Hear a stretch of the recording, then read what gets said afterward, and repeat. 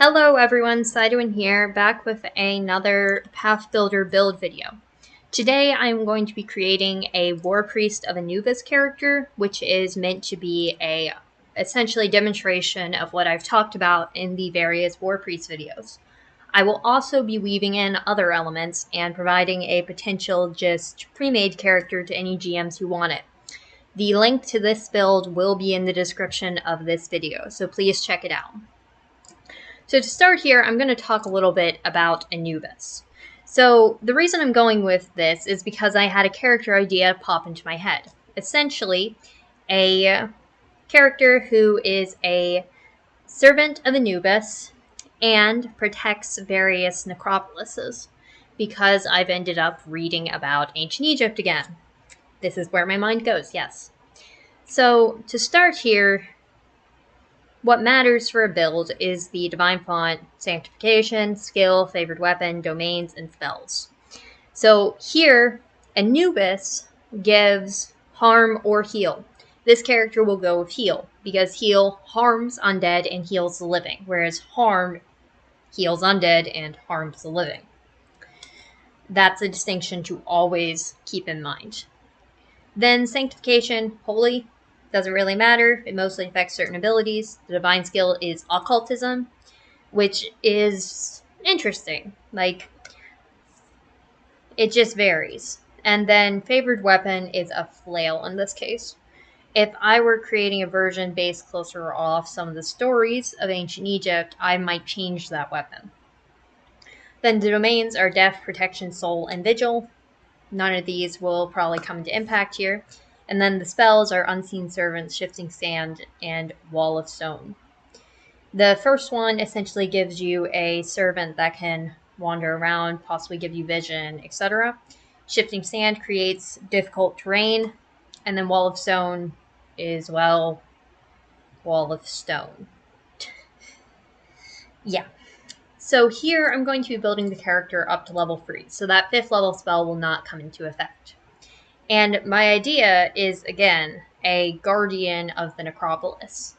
And part of that for me was having a character that came back from the dead to guard the Necropolis for Anubis and Osiris. You could also create the same character following Osiris. And I'll pull that deity open here too, just to have it. Because technically either will work, and I'm pretty sure they don't really vary that much. Yeah. The one thing I will say here is that the Osirian deities are different from the traditional Egyptian deities. Because in ancient Egyptian myth, Osiris is the Lord of the Dead. So now, I'm going to do Anubis today.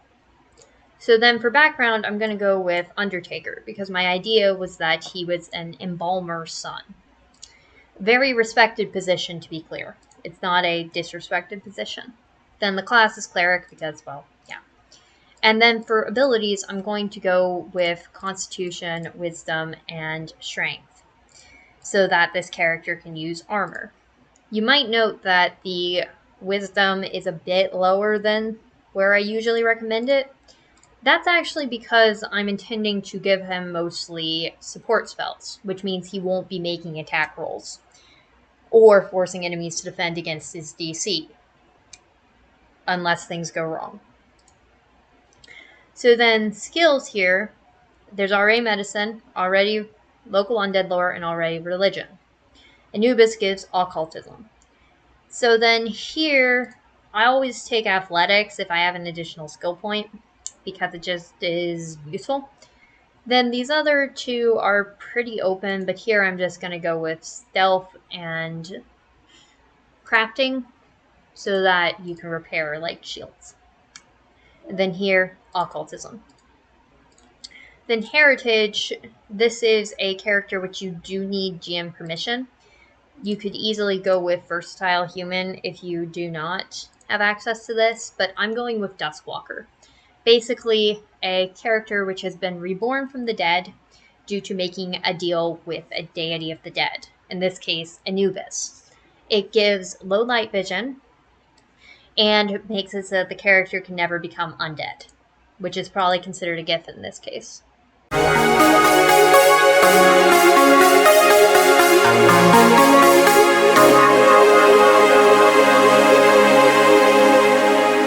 I'm pretty sure I'll go with Gravesight to give dark vision, because a lot of fighting undead is in those dark, cramped tunnels. So then, that's selected. And I know I went silent there because I didn't pre-read or pre-prepare here. Then the font is Healing Font, I've already explained. And the doctrine is Warpriest, because this is a Warpriest build. Then I'm going to check what they both have the same favored weapon, so the favored weapon is Flail. For context, that's basically a stick with a bunch of swingy things around on it. Basically a stick with a bunch of maces attached.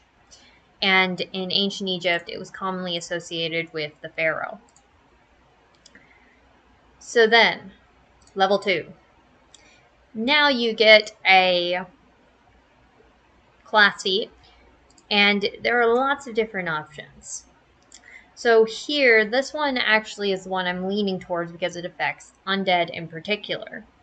However, Warpriest armor might also be useful depending on how you're modifying this build. But I'm going to go with Panic the Dead because it's flavorful and fits well for essentially a character that forces the dead away from them.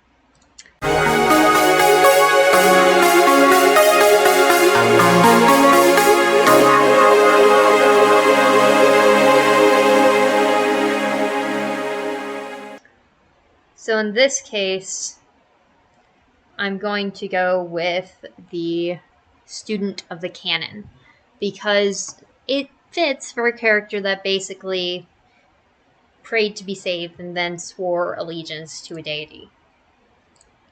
Then level 3, skill increase. So here, I think I'm going to probably go with medicine, just because it's generally useful. And it also involves identifying dead things.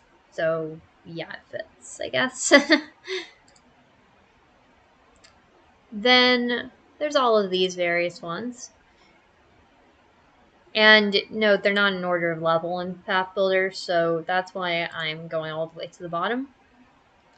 So here, I'm going to go with Think Ward Medic, because it kind of fits with the Embalmer, kind of fits with the Priest, because in ancient Egypt, well, priests were oftentimes doctors, and embalmers, well, had some knowledge of the body. And these are all just generally useful. So then for gear, I know that the amount of gold given by level 3 is 75. And I'm going to select the cantrips now. So to start, Divine Lance is a useful base to just have as a backup, essentially. Vitality Lash also fits them. These are both just habit, they're useful. Then all the rest of these vary. So then light is useful for helping your allies see. Even though you can see in the dark, it's always useful. Detect magic is always just a general utility.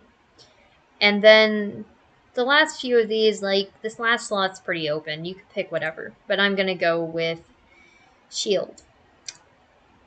Then for spell rank 1, I'm going to go with bless, runic weapon, and protection.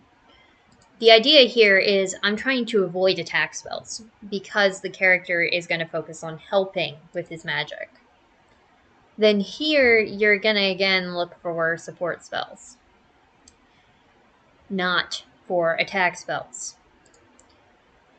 So this one could be useful for a more, you can change these out daily. So basically, it doesn't especially matter what you pick. However, if you're going to be sneaking in, Mimic Undead could be good that day. Peaceful Rest could be good. Could also be Anathema. You're not really sure. Spiritual Armament is a attack spell. And I always like just having thermal remedy to make it so that you can help your allies. And then you might make it so that, for instance, there is a spell which buffs, I forget its name at the moment, but I'll find it in here. I know this is a little embarrassing. But resist energy is just what I'm going to pick for now, and then I'm going to go through and figure out what am I missing. And then I'm going to just finish filling this out, so then flail is the weapon. And it's really cheap, so I'm going to add the potency rune, because if you're level 3 you want that. Striking is at the next level. And then, yeah. Defense, you're going to go with medium armor. Or, well, heavy armor if you want to spec into that. For instance, here, switch the ward medic to armor assist. Then you could go with heavy armor. Note, like, this stuff is expensive. So I'll add in full plate and then a steel shield, because the flail is one-handed. However, you might instead just use the shield spell, because that leaves you with a free hand to cast your spells. And then for gear, you're kind of just picking what looks useful. Here, I'm going to look for the healer's kit, just because it's useful. Forgot to change the gold. And then an adventurer's pack, always. And that kind of just uses up all the gold. So from here, I'm going to talk a little bit about how battle strategy works as this character. So to start, you're focused on helping your allies in combat, not in dealing damage yourself. Yes, you have the damage cantrips as a backup, but your focus is on helping others. So for your turns, your focus is likely going to be, start of combat, you might want to bless someone. Then you're going to be using concentration each turn, so that's probably going to take up as action. And at the same time, you're also going to be able to attack to deal some damage. However, you might be wondering, how do you use your various abilities each turn?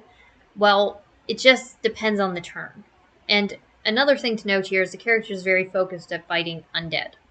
So, for instance, if you wanted to create a character that's less focused on fighting undead, you would probably not pick Duskwalker and instead take advantage of the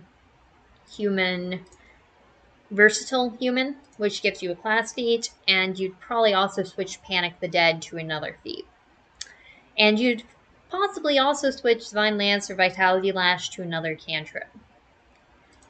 The build will be linked below. Thank you for watching. If you have any questions on how this character plays or anything else with it, please ask them below. Thank you for watching.